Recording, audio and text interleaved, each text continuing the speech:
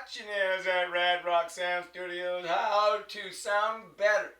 Coming up with Rabea Massaad on guitar. Stay with me. I'm going to drum us into this. I'm getting pretty good.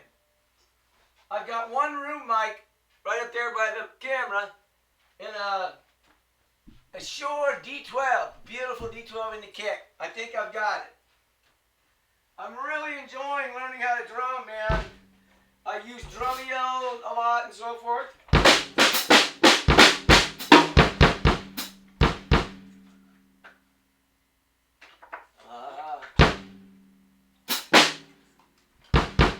I know you can't see me very good, but the camera's in the control room and I'll be there in just a sec.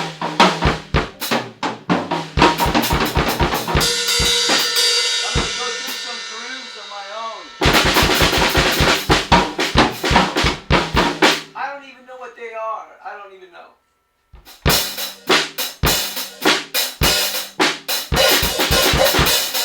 Like pump.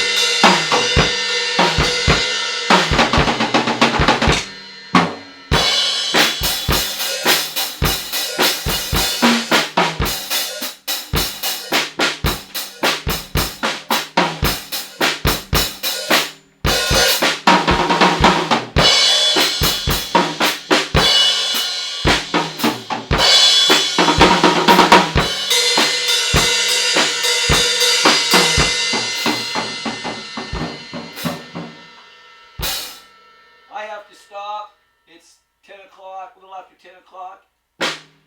My studio is very soundproof, but there's an old lady who complains next door.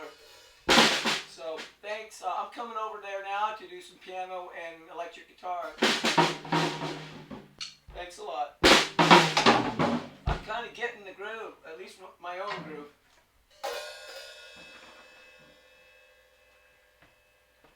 It's 10:12. She's a real stickler. Anyway, let me pause. Hey, just a minute here. I'm coming.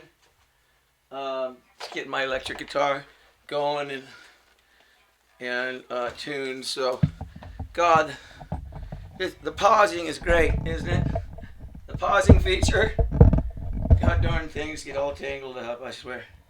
Anyway, I'll be right with you. Oh, okay. Shoot, gee whiz.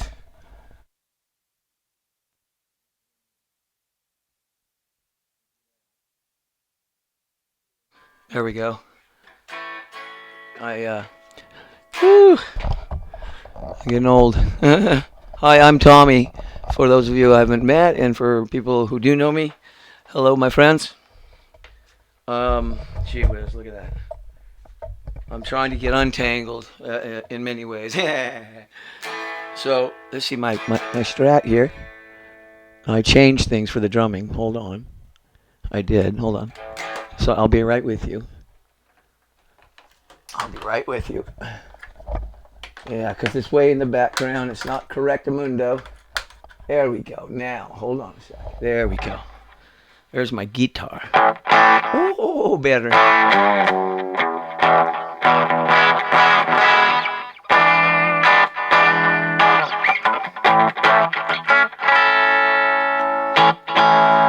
This is a custom shop Strat from 1994 is when I bought it new. I just to put a couple of orders in and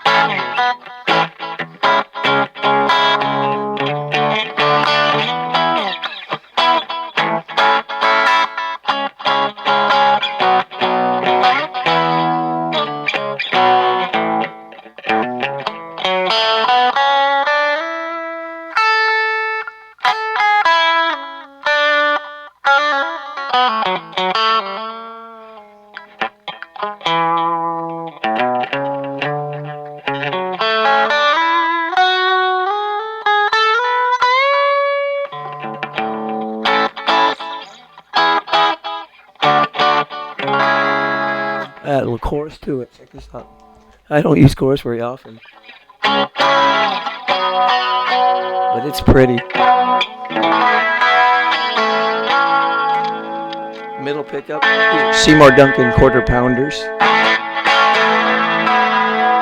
That's on 10, and I'll clean it up. Watch. That's 6, 5. Now I can bring up my microphone. I can bring up treble. I got it running through a channel here, through a preamp back here. 1073 with EQ. Really kill. I can add more mid-range. Watch. You can really hear it. Wow.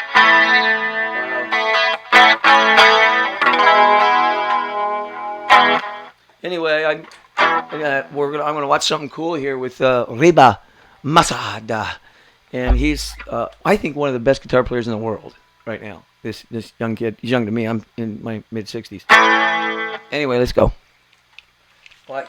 Do I have it queued up correctly here? I think so. Where are we on the cue? No, I want to go to the beginning. This is how should you use EQ. This is a great all right, one. guys, how you doing? I hope you can see it. I hope you're all well. So I get asked this quite a lot about how I go about processing my guitar tones for the internet, essentially. Yeah. It's very different from mixing a record, so we're talking specifically about the internet, whether it be Instagram Reels or YouTube videos.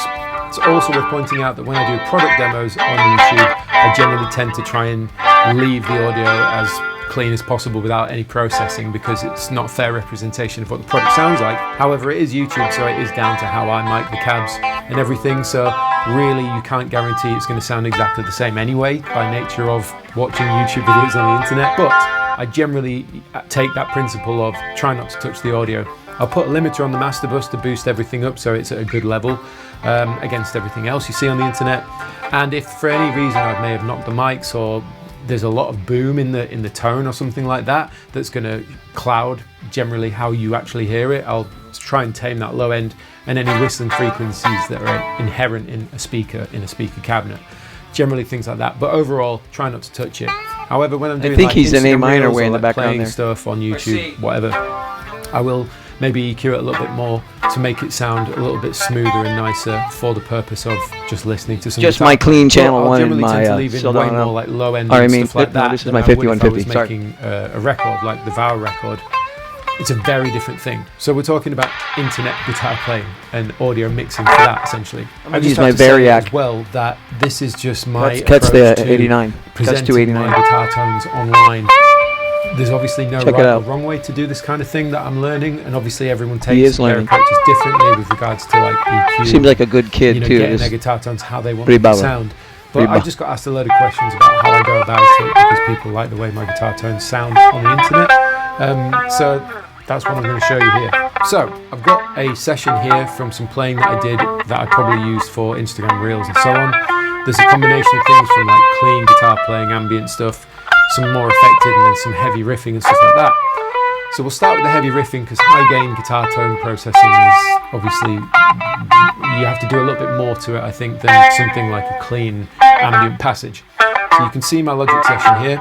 I've got 4 tracks, that's 4 microphones, 2 on each cab. I have a Mesa 4x12 with V30s and a Victory 212 with Alnico Golds because I like to blend the cabs. I use stereo amps, that's why we've got 2 cabs, 2 amps, 4 mics. We've got 57 and a Fentone ribbon mic from Warm Audio on each cab. So that's what you can see here. I've got the Fentone, the 57, those are the Mesa, and I've got the Fentone and the 57 on the VX. So let's have a listen. To the major One thing A. I'll point out in the mixer window here is you can see all my channels. I've also got a master guitar bus, and then I've got the master bus which will have the limiter on to bring things up to volume as we need them to be on the internet these days. So let's have a listen, see what we got.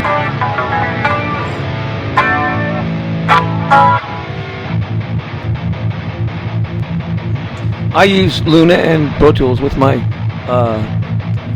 Apollo. So you can hear there's a lot of low end flub and punch going on there because it was quite a chunky tone. The first thing I'll point out here Very is good, I can Reba. see Excellent.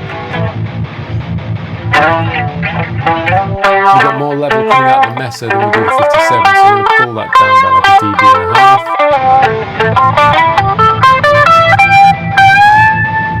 Alright, so 57. That's on the VX cab and then the Fentone. 57 on the Mesa. And then 57 Mesa. So you can hear they're all quite different sounding, especially with high gain. It's way more telling what you're actually getting here. So the first thing that's jumped out at me straight away that I'm going to treat is the Mesa Fentone. As you can see, I use FabFilter Pro Q4. I think it's the best EQ plugin that you can get. I highly recommend buying this for anything that you're doing, whether you're EQing, plugins or real cabs or drums, whatever it is. You absolutely need to get Pro Q. It's so good. So let's have a look. We can see that resonant hump there. Where is that? That's like, 112. So that's pokey. So what I might do is I might take an EQ, narrow Q factor, and start pulling that down.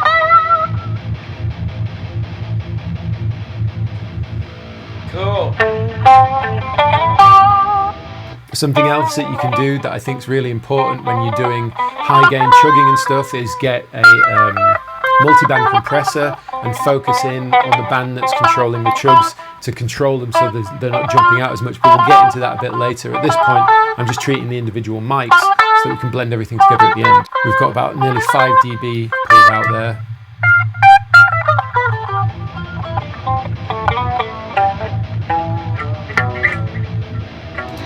So we'll leave that there for now. Let's have a listen to the 57 on the Mesa. Same thing's happening on the Mesa on the 57 as well, so I'm going to do a similar thing.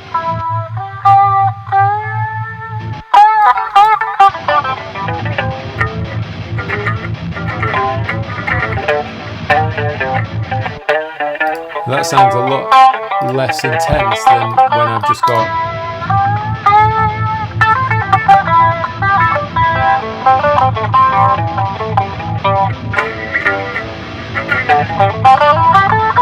Okay, so let's leave that there for now, and let's jump over to Fentone on the VX.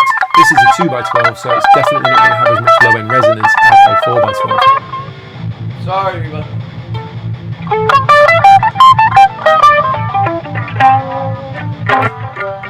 Same thing. Obviously, my guitar tone at the time was booming.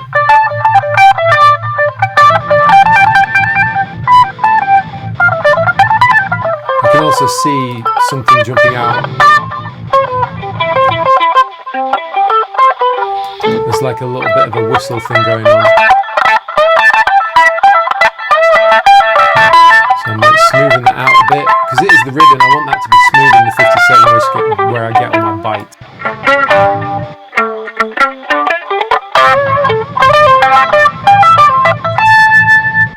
Okay, and then the 57 VX. Now I'll kick in my boost. Wagner red pedal. Again, 5150 clean. It's nowhere near as intense there. If you could. Ooh, saucy. The more that you do this, you'll start to hear things straight away that you want to. That's a little too much. Sorry. Things like certain nuisance frequencies, resonant frequencies that are jumping out that are inherent in any speaker. And the thing is, when you stack different mics up and guitar layers and all that kind of stuff, if you don't treat those things, they stack on top of each other and they get amplified, and they're going to be more annoying. And it might be a subconscious thing, but it's going to annoy you when you listen to it. It's not going to sound as nice as it could. So we're just going to treat these little notch filtering and stuff to hard just pick, thin, but thin. Bends and the tip if I wanted to. The difference between the 57 on a V30 and a 57. Much more mid-range here, and I can also hear something up in the top register. Standard lick.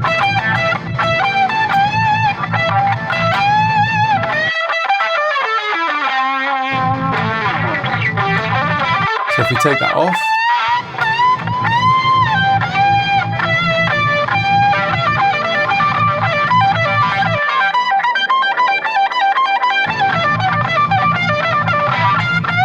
so the next thing that I like to do once I've done that is I'll take the two 57s and see how they're blending together hard pan, and then the two Fentones, see how they're blending together, and then all four. So let's have 57 on the Mesa and the VX.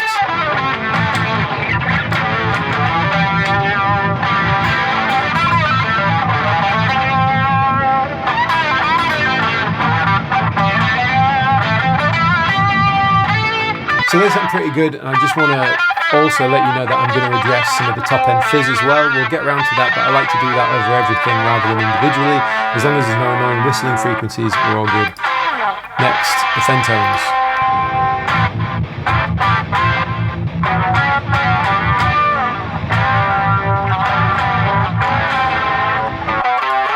Okay, and then all four.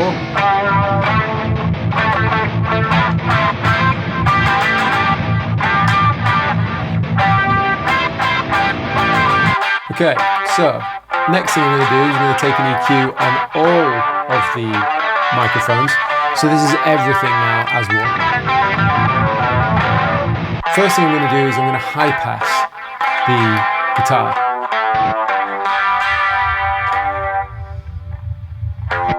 It's worth saying that if I was mixing this guitar for a record, I'd be high passing that a lot higher because we don't just need playing this all live, that really intense just live resonant improv frequencies from the cabs when we've got bass and drums and everything else to compete. So you carve it out to be more specifically for the mix. This is for just listening to guitar on its own. So we don't want to get rid of all of it because it might sound too thin. So maybe 80 hertz works for me. What I'm going to do is I'm going to attack the chugs with a multiband in a moment, but let's carry on EQing.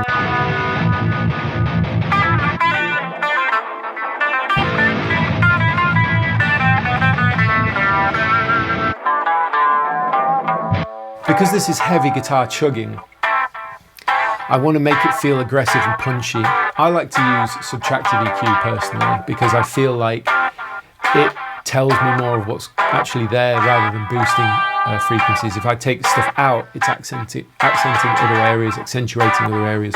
So that's just my personal take on it. So let's check out the mid-range again. So.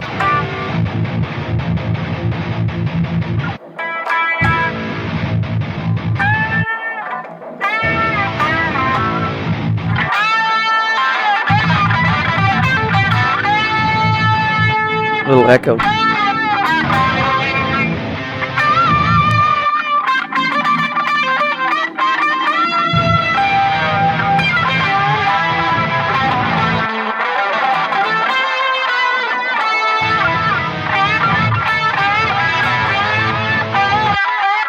Now I can hear some really intense high stuff.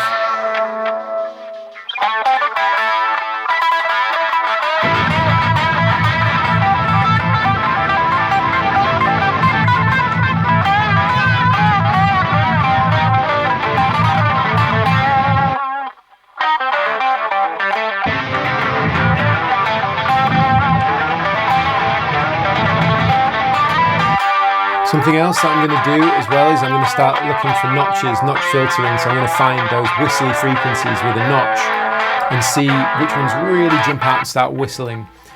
So I take a tight Q factor, I boost it a couple of dB, and then I solo it and then move it around the sort of high-mid area to see where it's really going to be happening. I generally tend to find it happens in the 4K area, something like that, 3 to 4K area, and sometimes in the 2K area. That's just a stereo chorus.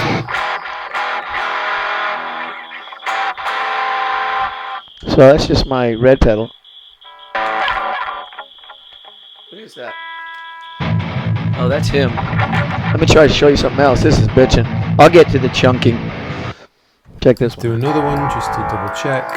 Check this one out. Octavator, man.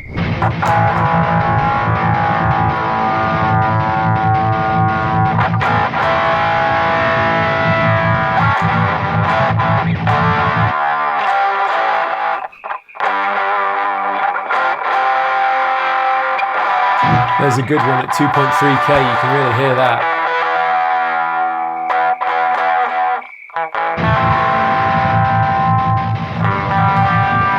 So without it, let's have a listen.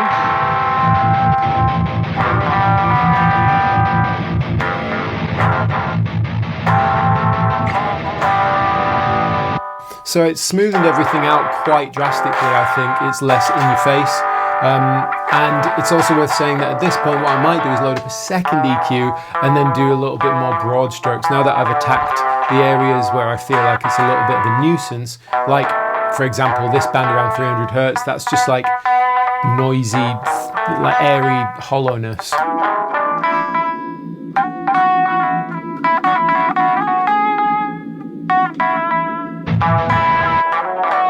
I've got my mid-range that feels a bit cloudy, so I'm pulling some out. And then I've got my notch filtering. So at this point, I may open up a second EQ. And when I say broad strokes, this is things that I might want a little bit more high-end or something in it. Because the one thing about whistle frequencies and those notches is they are perceived high-end as well because they're so intense. By pulling them out, we're actually losing the perception of the top end. So.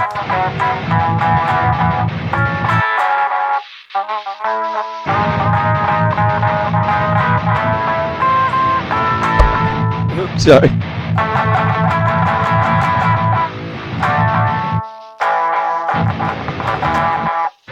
I think he's in there. I hope he's not detuned. No, some real crunch. Listen. Hold on. I can do this now.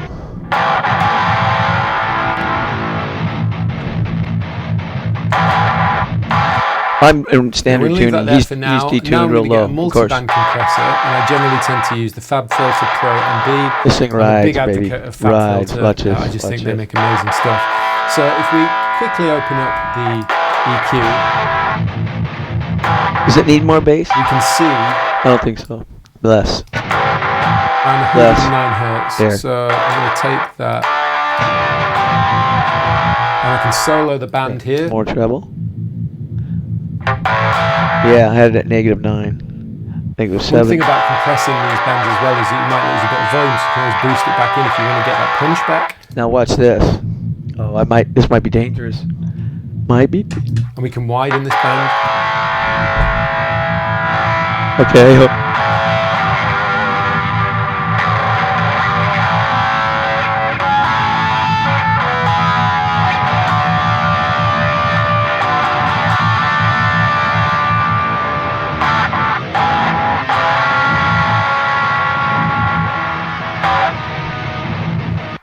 So I've tamed those chugs a little bit with the multi-band compressor, and I'm just going to go revisit the ECQ again because I'm not quite happy yet.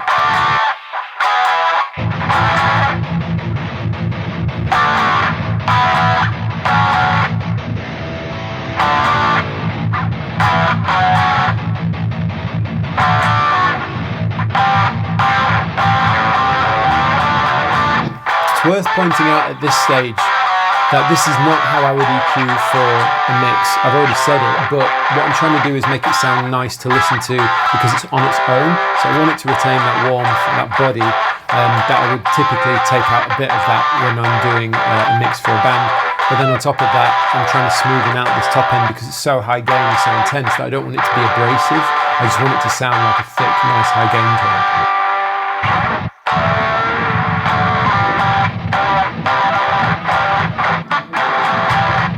Okay, so at this point,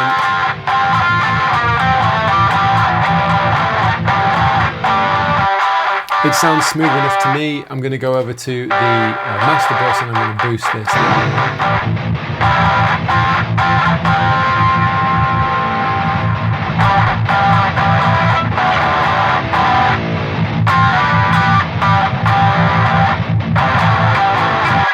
So I could do more to it in terms of processing, like something that I would do when I'm talking about mixing a band is I might put on the Empirical Labs Fatso because I like the way that compresses the guitar tone and adds a little bit more sizzle in a nice musical way. But when it just comes to this kind of thing, I'm just going to do some EQ and limit it rather than adding compression to an already heavily compressed guitar tone. So now that we've done that, we can go to, say, the affected stuff. So this is like synth guitar sound.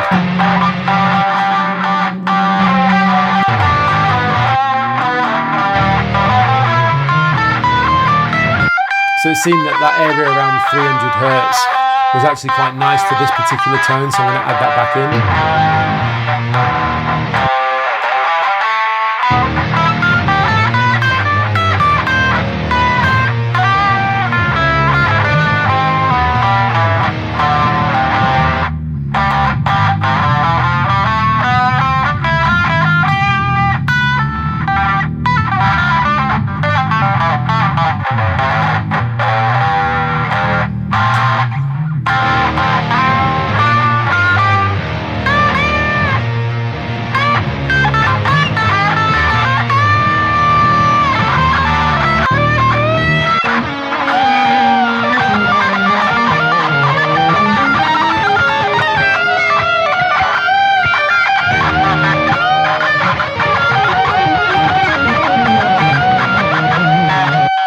So overall, I feel like that's translated quite nicely to that particular guitar sound.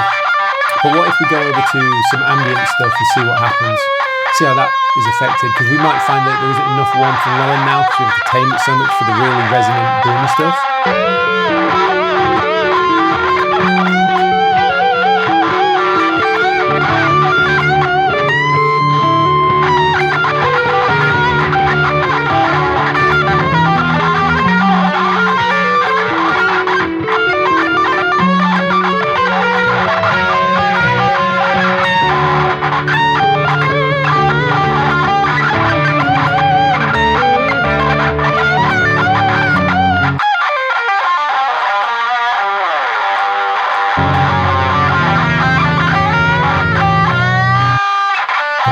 So I've noticed obviously this is now a different type of EQ approach because we're not so abrasive with the tone.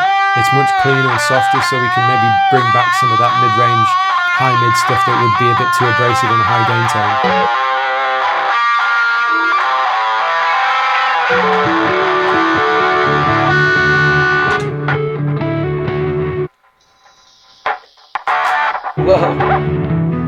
Anyway, That's fun with all that power in your hands. But you can't be like the Wicked Witch of the West or East with all the power. You have to be a good witch.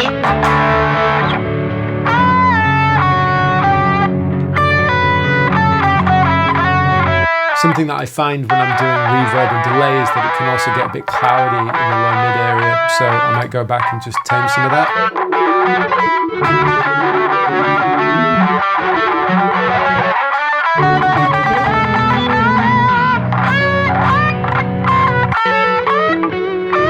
So at this stage, the EQ moves that I've made on those speakers to get rid of those whistling frequencies and those kind of things is kind of just working across the board.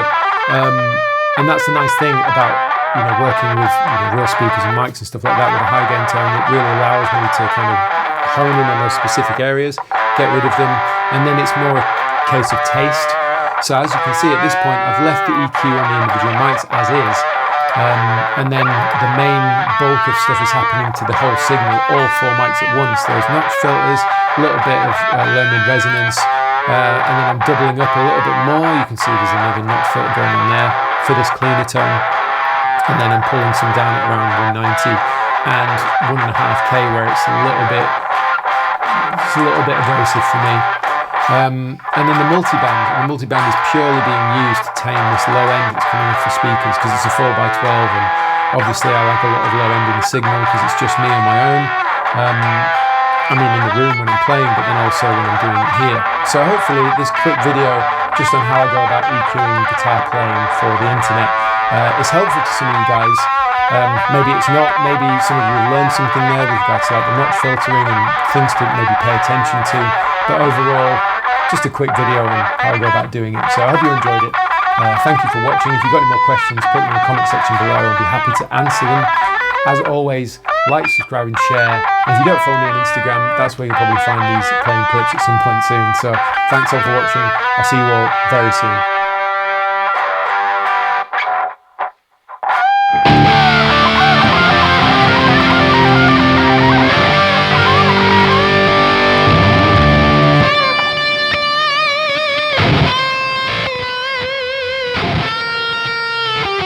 Nice, kid. Nice.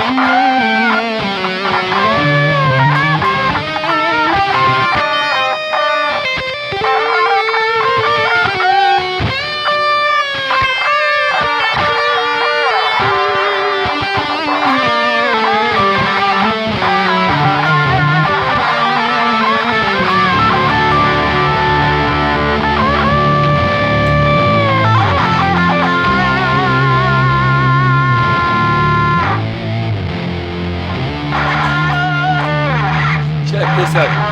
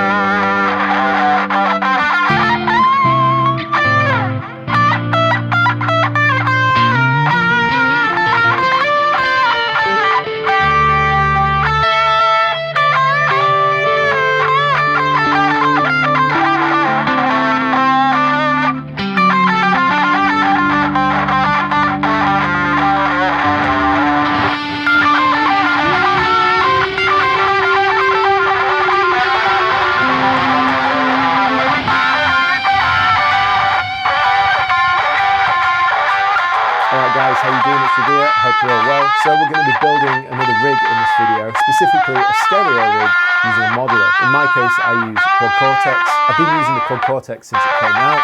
For me, it was sort of the nicest feeling and most realistic sounding modeler, and that's a very limited experience because I haven't got a lot of experience in the digital world. I've always been tube amps and pedals, but since I found the Quad Cortex and used that, I really enjoyed it. have tried things like Kemper and Helix, but for me, they didn't really come close to the feel and that sort of enjoyment factor that the Core Cortex has. Outside of its sonic capabilities, I find that its workflow is really easy to use.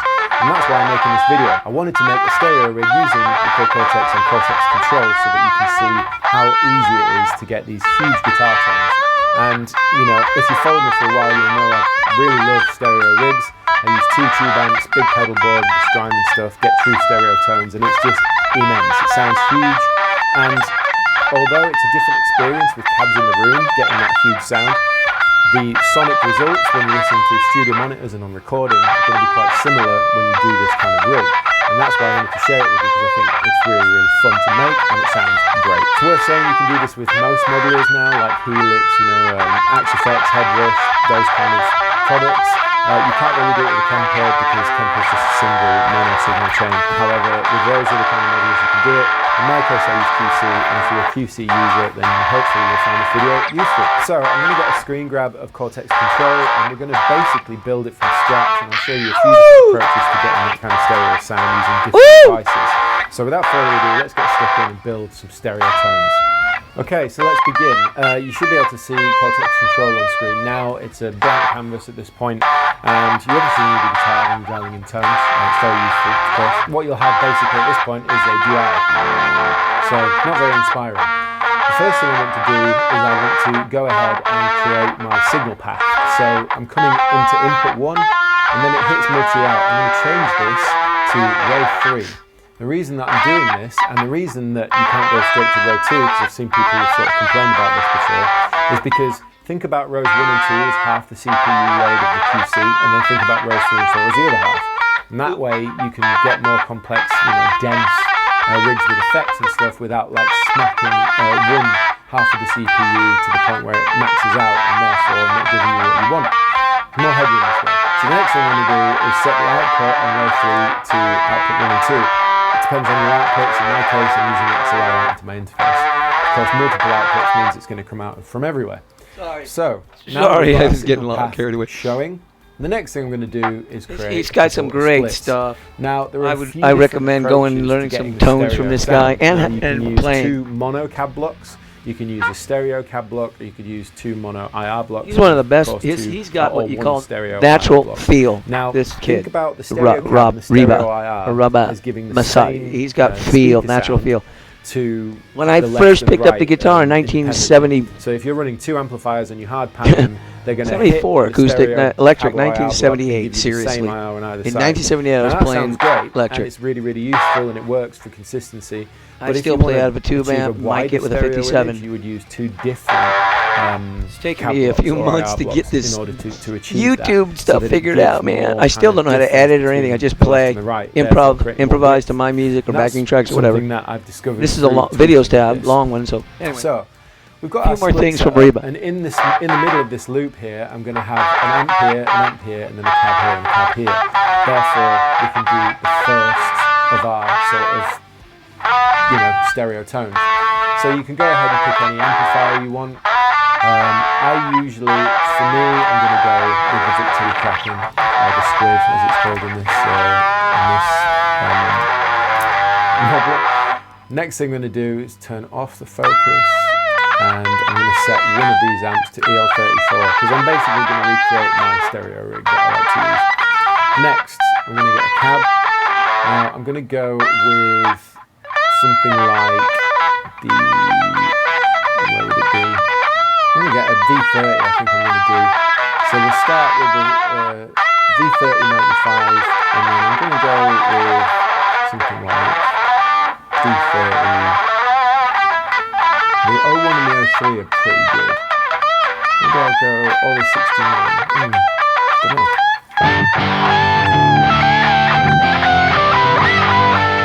Sounds pretty good. But what I'm going to do now is I'm going to go to my mixer and I'm going to hard pan these.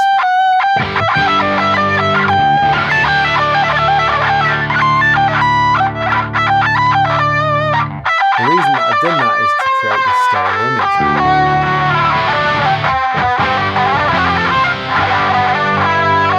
I'm going to check my split is set up, and obviously obviously you can have this in A, B or balance, and basically all that's really doing is deciding how much level you're sending to each split, or balance is just kind of doing the same thing with the balance knob.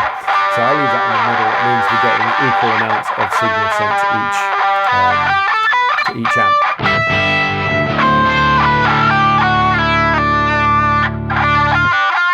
So now that we've done it like that and we've hard panned it, it basically means that we're sending the 6L6 tracking with the V3095 to the left, and we're sending the 34 tracking with the V3001 to the right.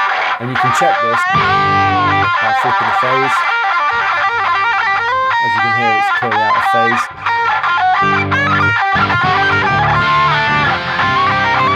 And we can also turn down one side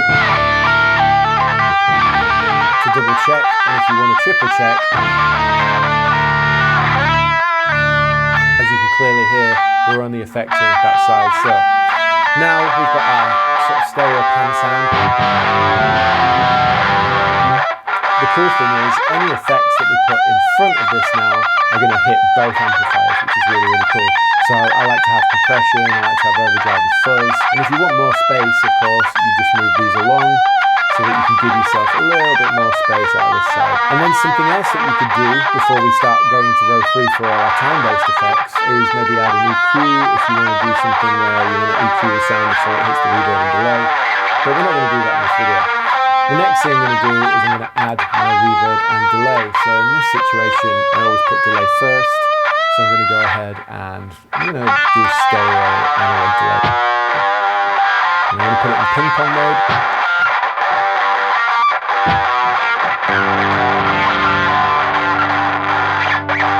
Boost the feedback a touch. Sorry. Bring down the modulation rate.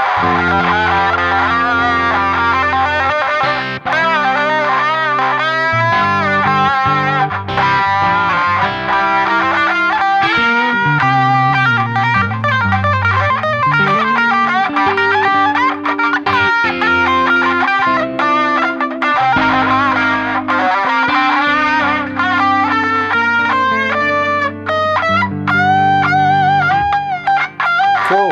Next I'm going to add my reverb. Now I always like the Plate Lush. I think it's just one of my favourite sounding reverbs in this. It works for the kind of reverb I like. I'm going to bring the high dampening up and drop the mix a little bit, boost the decay, maybe bring down the low pass and the high pass.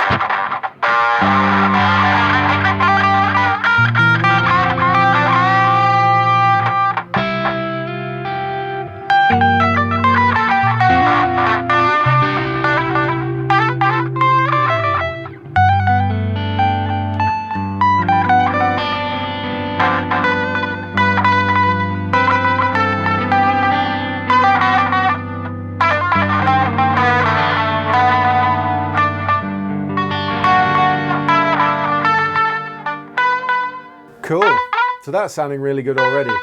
Now, something else that we could do is we could change up this to a dual delay. And the reason I'm going to do that is because I might want to get the classic sort of rhythmic thing going on, which is already set up nicely. Beautiful. And I'm going to link the feedback on this. There we go. So that's very much the kind of delay thing that I like to do. Oh yeah, sounds great. And now I'm just going to pull down the low pass. Boost the modulation depth.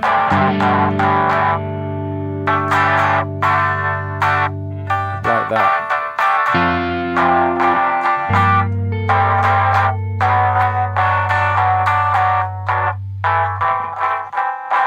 And I'm going to change the... Oops.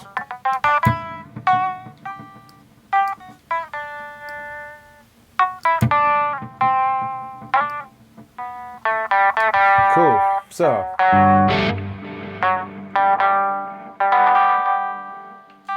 I might boost that a bit.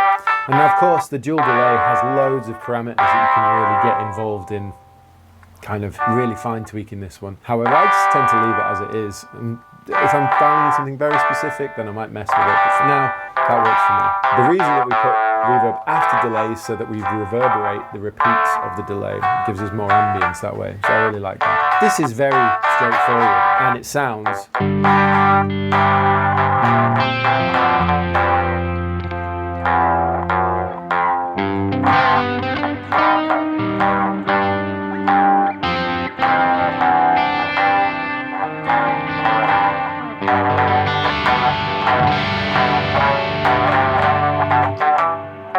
Sounds nice and big.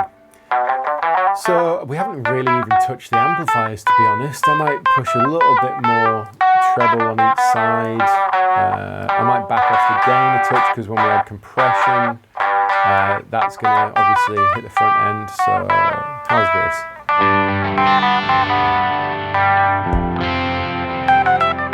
I also like to boost the master.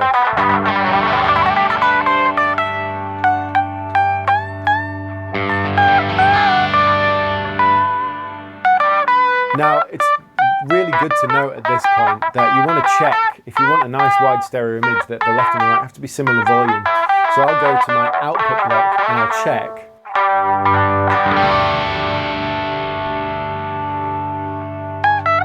That they're more or less even across the board.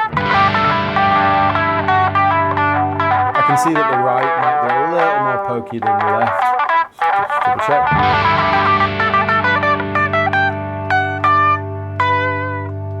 I'd say that's fairly even. So next, first thing I'm going to add is my pitch block so that we get a nice clean tracking. I'm going to lower that to -12, bring that down to about 20%.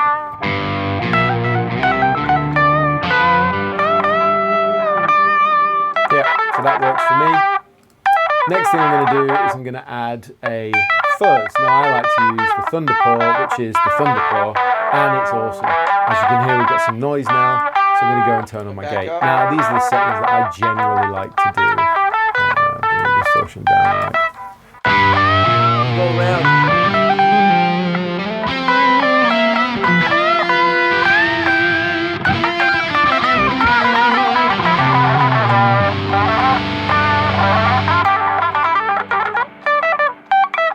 Get a little bit more and just double check that these mics are right for me.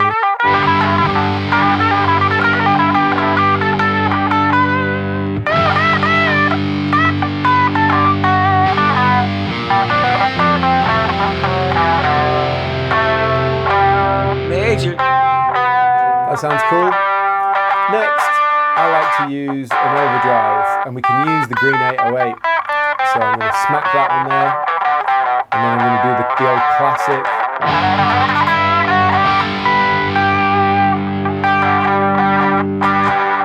If I turn on that.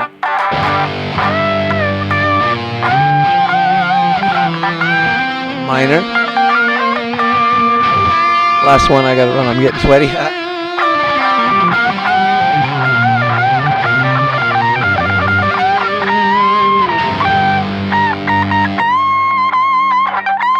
That's sounding pretty filthy. I'm just going to move these along so I can fit a compressor in there. Now, I know we're riding pretty high on the CPU load right now, so there's a couple of things we can do to combat that. The first thing I'm going to do, at least, is turn these off. I'm going to add my solid state compressor and maybe bring back the blended touch.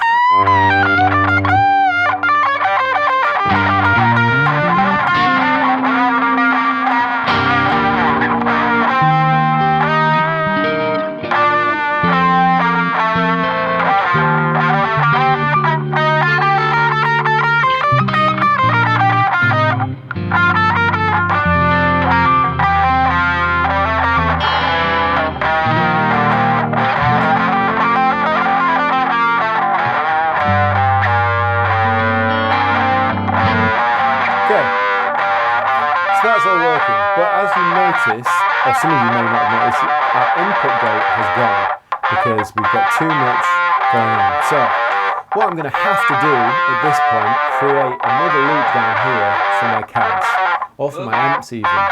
because I've got more going on along the top than I seem to have going along the bottom. So let's do that now.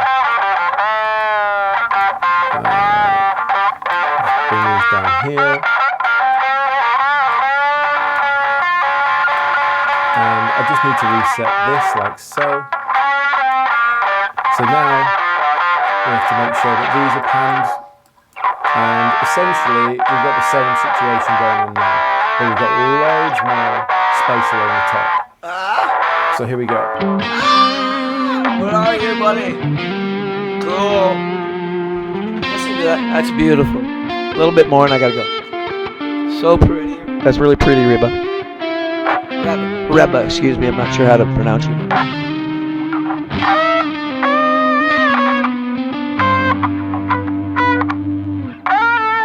Great. So we've got all our effects going in there. Now, something else I might want to do at this point is add a delay in front of the amp. So I'd go ahead and analog delay.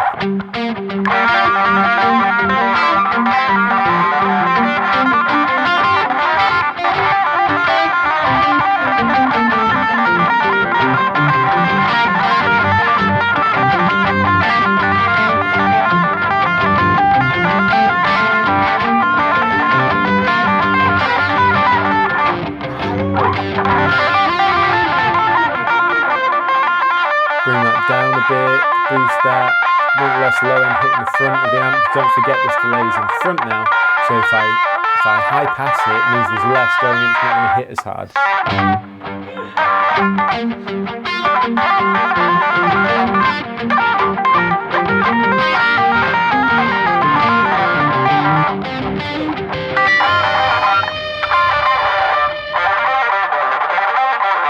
And really, I don't add too much more. I might put, another fuzz.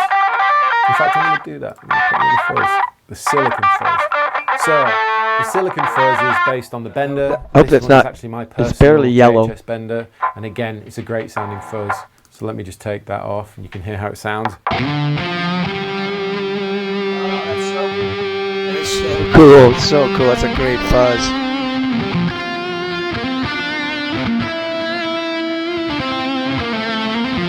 That's so cool, Reba. Anyway, I'm Tommy, Reba. I don't know you. I'm an old guy. I'm in my 60s, but still rocking. You got a great show, buddy. Don't let anybody tell you you're not one of the best players in the world with superb feel, tactical accuracy, adds that kind of really advanced cleans it up a little bit. touch, so and vibrato is beautiful. Everything, kid. Everything's great. I'm rooting for you 100%. And all I do is get up here and play guitar live with backing tracks or my own shit or whatever like this. And I play live from a tube amp and a microphone. Digital's okay, but you know what I mean. You know what I mean? I'm just improvising and having fun. Music is fun. It's supposed to sound good and be, listenable. Just like shit, man. Even like my mother, old people, she's dead now, bless her soul. But tons of she likes some rock and roll, and really, I can't think. It's strange. It's hard to explain. It's supposed to sound good and pleasurable to the ear of the listener. Music. It's a communication device. The guitar. Pretty much 12 o'clock. I always boost the master, back off the gain. Got two cabs running that sound pretty sick. That's it, baby. Might bring that so hard to record gain. It's truly hard. Tones that I really like. Use way less than you think. Trust me. Creep down over the years. I keep creeping down to get the right gain on recordings. I got it for audio recording, but for the video, man, it's weird. Where it becomes really fun is we can go ahead and sort of create scenes now. Now, in a live application, I usually start with scene E being my first one because it's the closest to my feet, and I don't have to step over anything. So my most important scenes are always going to be E, F, G, and H. I don't know what this is going to sound like. I'm going to go ahead. I just don't go into the yellow a little bit. That's all. It's better than the audio. The next thing I need to do is scene assign everything. So keep these off, scene assign them. By right-clicking, scene assign all this. We want all these to be scene assigned. There we go. Right. And even the parameters we can scene assign. But for now, I'm just going to go ahead and create straight up kind of patch. For example, scene E is just going to be amp and carry. And I might want it to be heavier. So what I'm going to do, I'm going to scene assign the gain on both amps, and I'm going to boost the gain.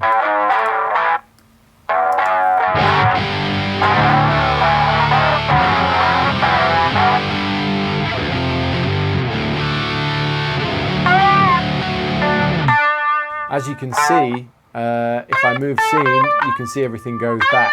You can just hear it, man. In terms of the gain. I just listen. I'm not going to change anything else about it because that's what I like. And I mean, like D minor. if I really wanted to, and it wanted to be a more solid rhythm patch, There's I a D could minor turn on pentatonic. the overdrive. So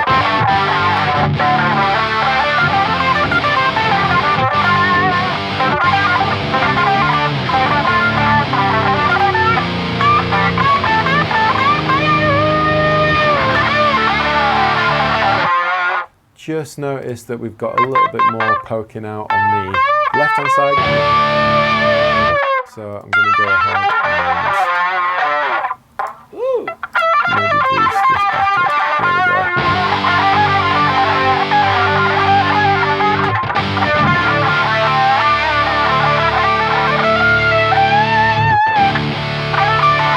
Cool, that's fairly even now.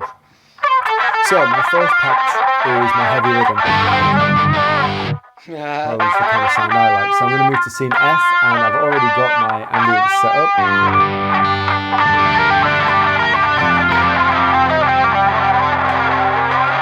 So that's my sort of clean sound. So I move between E.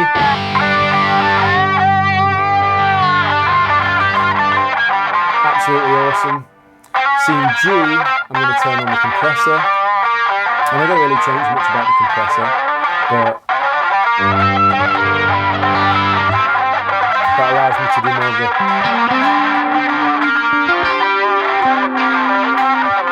I might boost the gain a touch for these, and because I've already seen a sound, it means on scene G, as I'm adjusting that, it's going to remember it. So I've got my clean,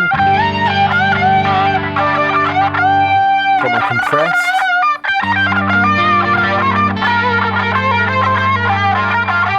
and I've got my heavy rhythm. Scene H, I might want to have a thunderclaw and my overdrive on.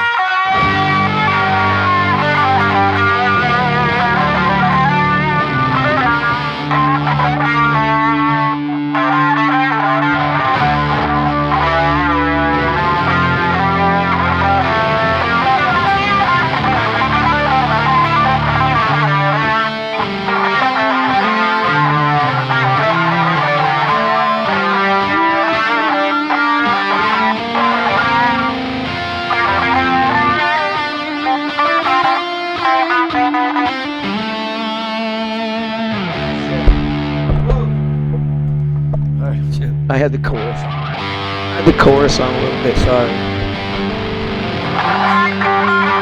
Darn it, sorry. That's no chorus. Okay, so then on scene Oh, there's my A, octavo. I'm going to go ahead and I'm going to do my absolute filth octave.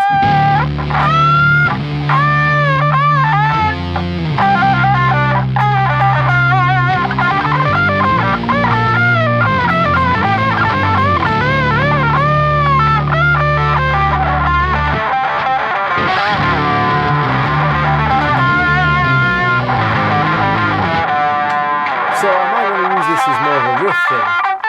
So, and the other thing I like to do is I like to keep a little bit of ambience there. So I'm going to scene assign the mix of the delay. I'm going to bring it down. I'm going to do the same on the reverb. So it's still there, but just not as intense.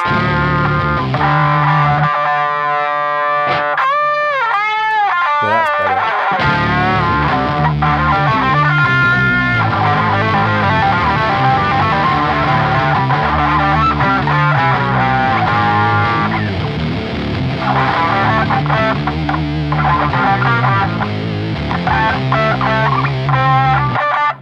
Let's just double check the amount of octave we got. I might take a bit out.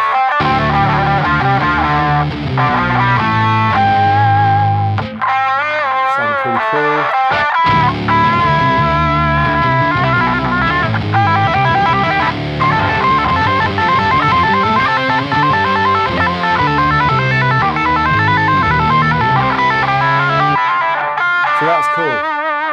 So that's like my crazy octave scene. And now I want the same, but I want it with more reverb and delay. So because I've already You understand seen this one here? This is down on scene A. If I go to scene if that's B, A minor back up pentatonic. again. This one though too.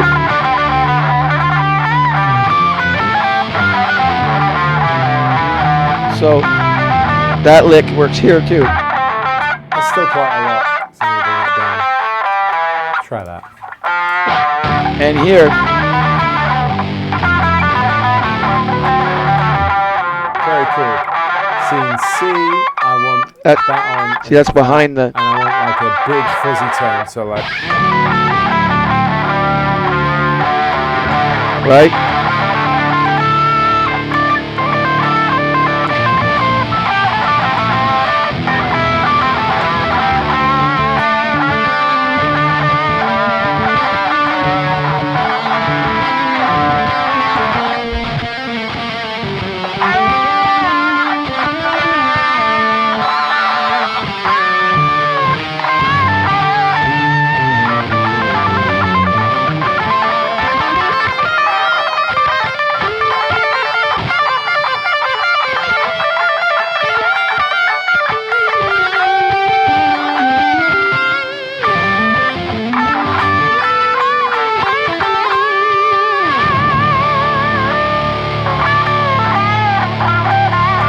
If you want to know this is real or not, I mean, So that's come like on. big boy fuzz territory. And then maybe Hey, it's for the me. last thing, Ah! I might do a very similar vibe. That's real but guitar, I might babe. do Thunderclaw with delay in front, and I'm gonna boost the mix of this to halfway, and It ain't and I'm 300 gonna beats per minute or a change million the miles an hour or timing these so kids it's that are like technical really fast robotic and making the wizards, shoegaze thing. but I got feel. I'm also gonna boost You know, the I'm like feedback. from Clapton's Page's Like generation. so. I'm 65 years old here in a month.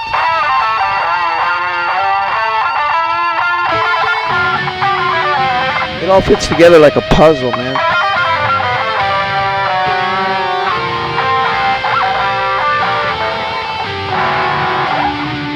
Anyway, he's changing keys and stuff, but it's been a blast, Rabea. Thank you. You're really doing. You're great. You're a really good guitar player, man. I've gotten stolen a lot of stuff from you. Your feel, the way you roll, you know.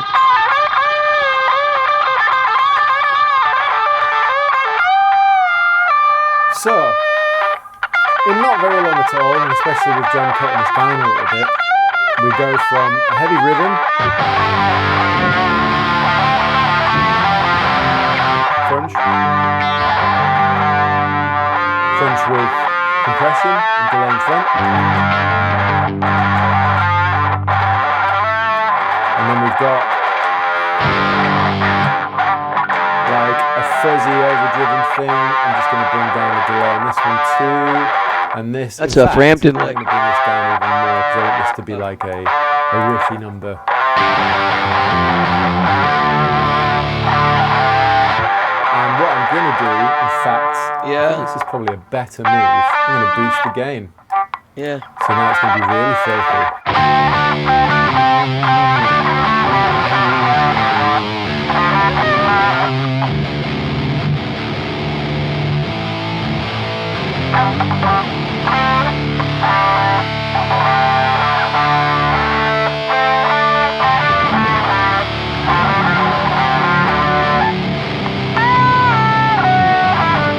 D major even.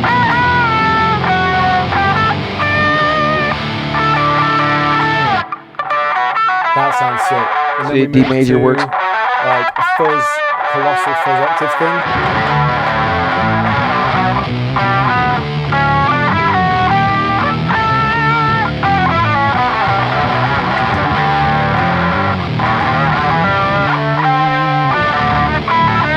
Minor.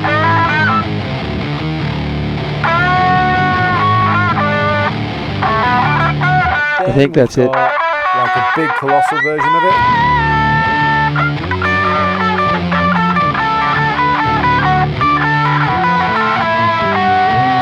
These are cool. Learn to go back and forth.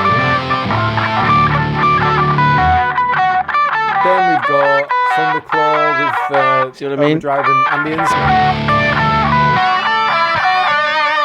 Here's the root D. See, listen.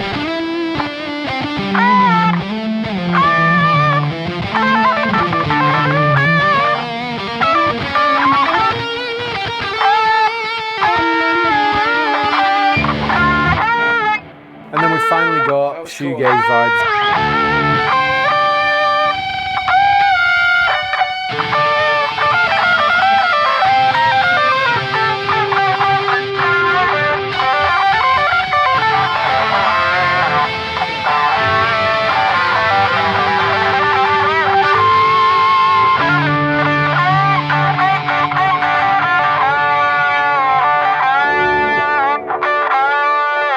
So there you go. I've built an entire rig using scenes, and you could add more stuff to it, don't get me wrong. You could add more pedals to this to create more and more. And we can add EQ blocks to fine tweak tones. You know, you can scene assign the EQ to shift depending on the scene you want. So heavy, riffs, and clean, amp for ambience, clean, comp, amp, claw, riffs, fuzz, and octave. Fuzzy and octave, fuzz, oct, amp, claw, amp, and then finally we've got gaze. So,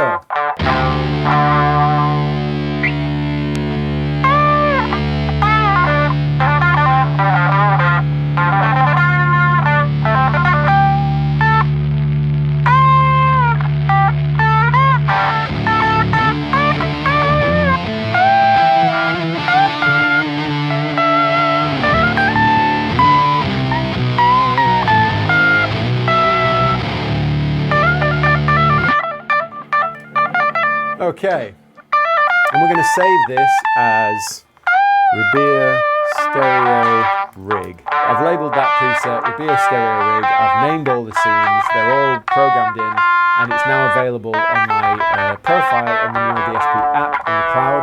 For all of you who've bared with me through this video, and if you follow me on the new DSP app, you'll be able to download this straight away. With all those scenes, everything running fine. So I recommend, if you're excited about this kind of, you know, tonal adventure, download the preset, mess with it, put your own spin on it. Again, you don't need to use the Victory amps in this video. You can use Victories are any great combination of amp and This is pedal, a Bogner. Maybe you can use this as a template in order to create and your a own, Soldano, and there's a little Soldano here sometime. For you. This is great. Mini. I see he has a mini too. It's been useful to you guys. Let me know what you think in the comment section below. I think you're doing great, and thank you very much. I hope you don't mind me using it. But in any case, thank you for jamming watching. to you. I don't even know if I was in key with you or not, but I tried very hard to do it, and it was great. It was just a lot of fun. So come back and see Tommy Rad.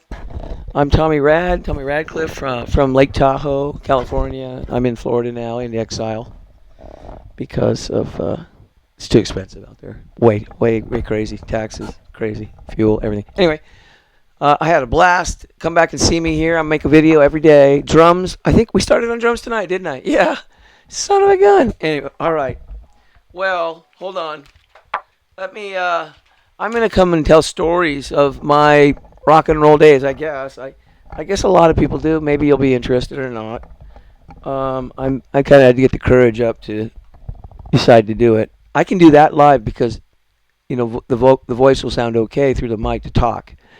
And I just can't seem to get a good sound live on, you know, listen how good these sound recorded. Video, at least. I mean, they're pretty good for video. I don't, like, record them into my Pro Tools through my Apollo. You know, this is my Apollo. I've got Audient preamps and UA, LA2A, a 610B, 1176, and a compressor, and this is a 1073 mic pre with EQ. So I've got good gear and everything, you know, and I know how to make a audio recording for an album or Vine. I never didn't have something to record on by the time I was 16. I had a Porta Studio, Tascam Porta Studio 1, and then a Porta Studio 2 a couple of years later, like between 80 and 83.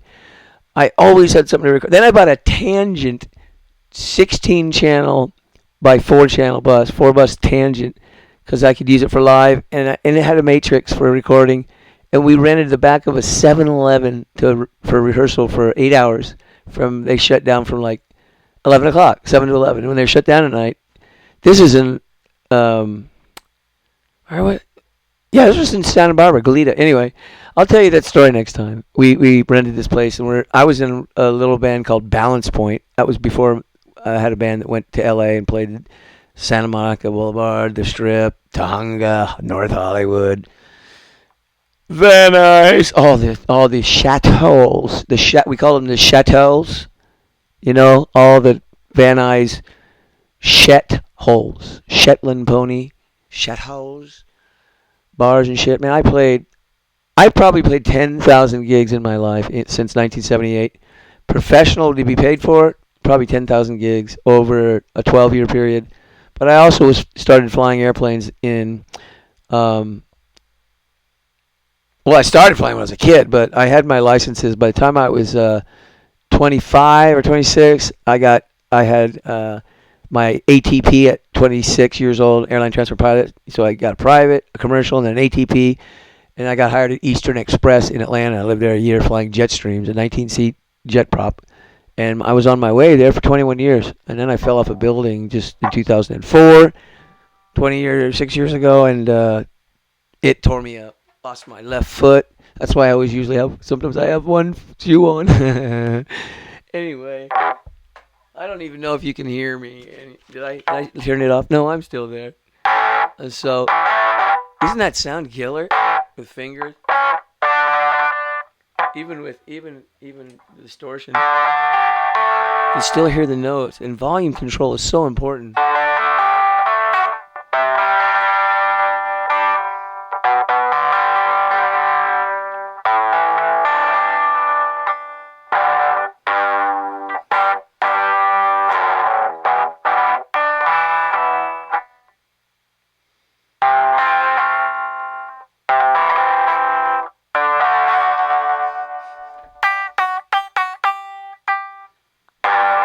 What my generation gave you.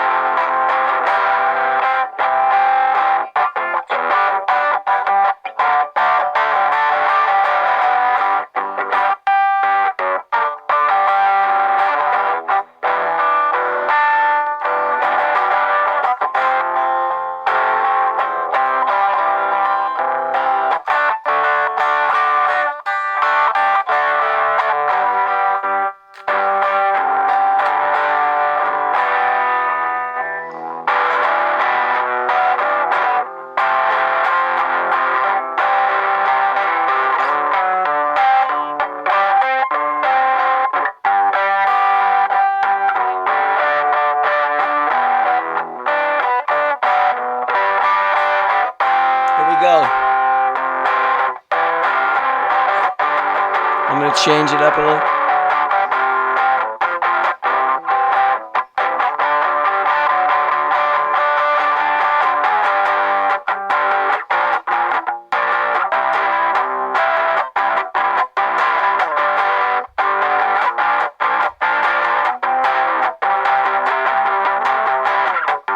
Don't need no click. We were the click in 79.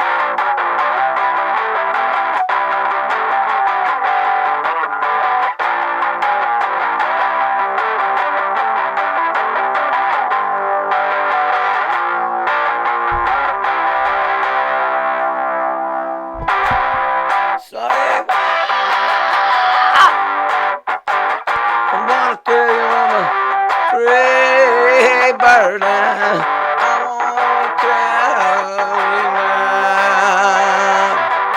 I'm a free bird. Free bird. I'm a free bird. And baby, yeah. Sorry, I'm not a singer anymore. We'll finish it. So I'll do ba ba ba.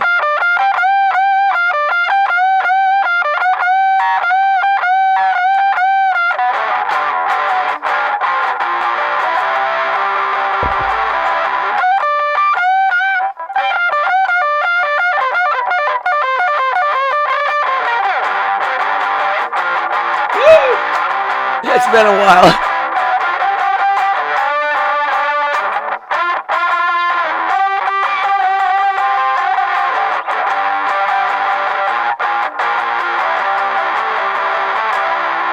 Am I okay there? I'm yellow a little bit.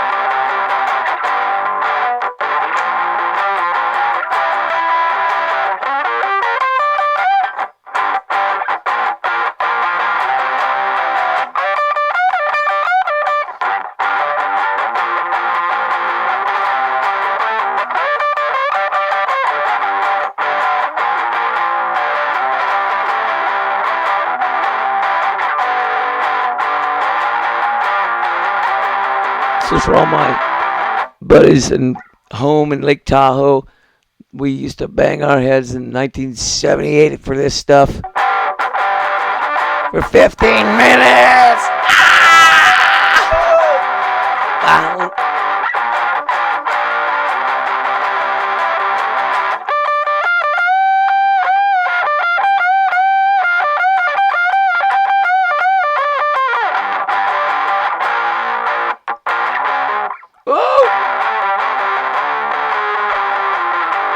It's okay. Baby, that's alright. You're gonna fly high. I want a free bird. Oh, baby, it's alright. I've turned it down still. Little yellow. Alright. Looks alright. Alright. I'm getting really tired.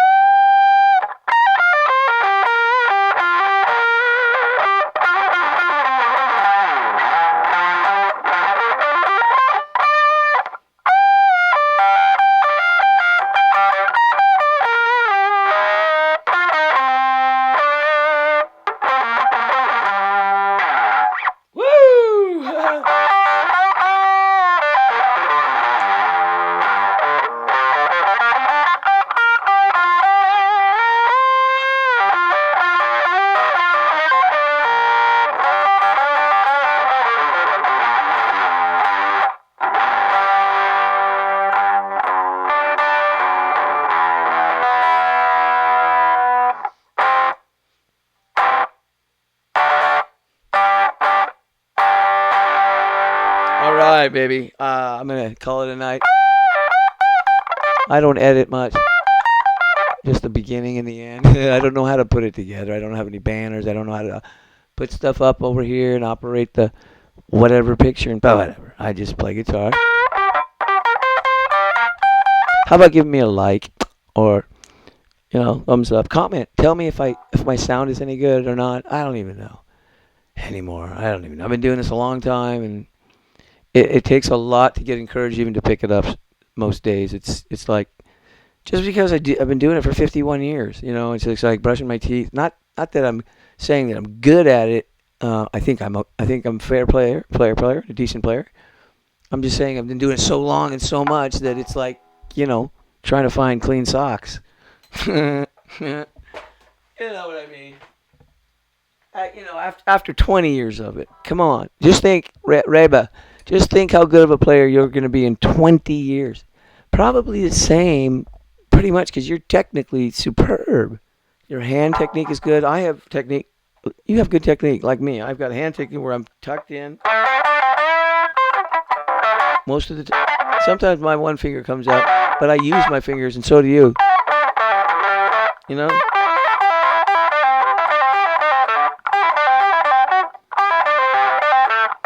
You got to finish that roll.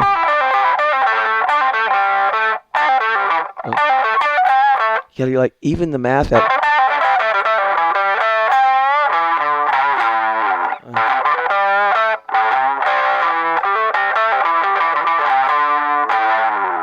Anyway, thanks a lot, and I hope you do well. Everything I get from Sweetwater, I am totally not sponsored. I don't even have enough views, or enough right now to even be monetized at all. I've been doing it 10 months. I think I've got 28,000 views total. I have like 150 videos, and on 289 subscribers I looked at last time, and that was fantastic, man. That really made me feel good. You know, I had no idea. I thought there was like 100 people or 80 people, whatever. I'm not trying this to get people or anything. I just having fun, playing guitar, learning stuff, sharing stuff. And, you know, I'm going to be going live with just telling stories and maybe strumming a little acoustic. I got some nice, beautiful box guitars. Martin, real nice, triple O cutaway. And I got that sounding pretty good through a preamp and a microphone and an internal pickup. So anyway, nice hummingbird over there. I got a hummingbird and a Taylor 414. It's a CE 414 or 414 CE, whatever. It's a 1994 Taylor, Robert Taylor. Beautiful guitar. It's real chimey. That Taylor acoustic tuned to normal A440 is the closest guitar to sound like a Nashville tuned guitar. It really does. I'll bring it up. It's this one here. It's this. Oh shoot, my volume. It's this Taylor here. It's Robert Taylor. It's a beautiful guitar. This is a beautiful guitar, and you know, it's a 1994. It's like one of the last ones that before it was like a switch over in the bracing. This is straight bracing on the back, straight across bracing on the back. And it does have cross bracing on the top, like double X or something. I don't know. They changed it. But it's a great guitar. It's very chimey. It's probably in tune. It is after a...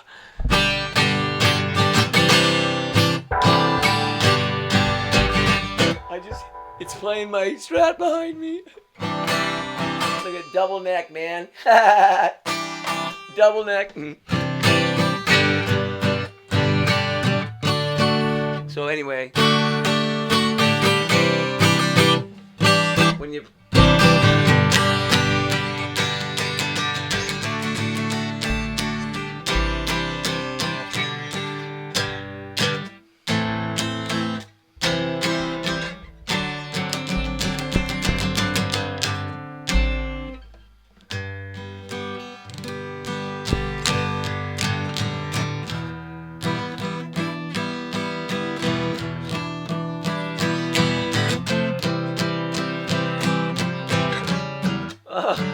Can't reach. I can't reach. Anyway, so next time. Double neck. Double neck. I'll see you later. Poor Tom Tom. That's my nickname, Tom Tom. My brothers call me. See you later. I wish my younger brother would come out from California because he's got a great voice and he writes good songs. And I write songs, most of them are my songs, but he does write some great stuff. And I wish he'd come out and play. And I've got a great studio here, and he's just stubborn.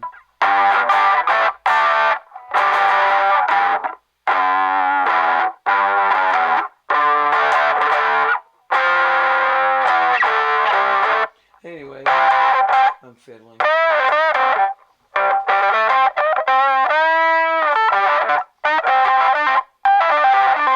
I switched to my Les Paul.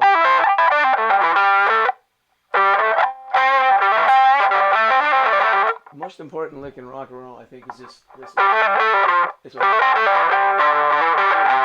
You know, being able to do that, just doing that.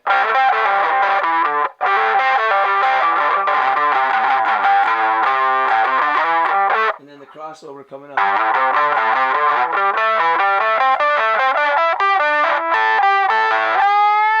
Go under.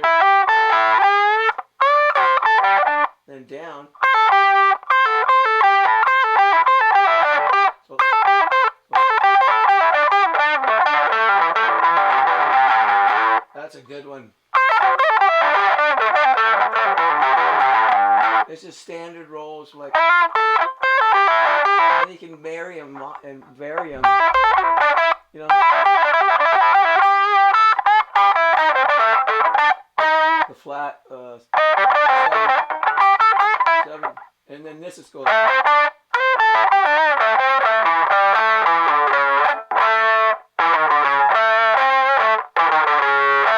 And it helps you get into the major. I'll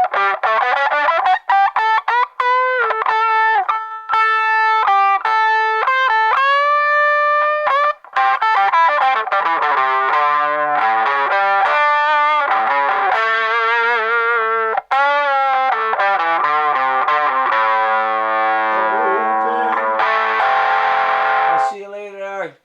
All right. Peace, everybody. Love you.